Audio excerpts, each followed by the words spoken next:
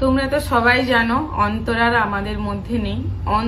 অন্তরা বেঁচে থাকুক এই কামনা করি। অন্তরার কাছে আমরা চিরকৃতজ্ঞ থাকব, কারণ অন্তরার আর্থিক সাহায্য, চিকিৎসার জন্য সহযোগী মানবতার ফেরিওয়ালা অনেক চেষ্টা করেছিল ওকে বাঁচানোর জন্য।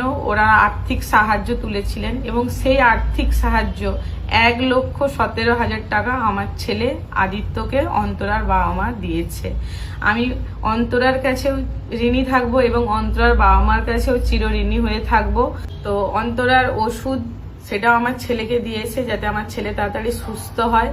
আর আমি সবার কাছেই মানবতার ফেরিওয়ালার কাছেও ঋণী হয়ে থাকবো। আর অনেক অনেক ধন্যবাদ, অন্তরার মা বাবাকেও ধন্যবাদ আর আপনাদেরকেও ধন্যবাদ এই টাকাটা আমার ছেলেকে চিকিৎসার জন্য দেওয়ার জন্য।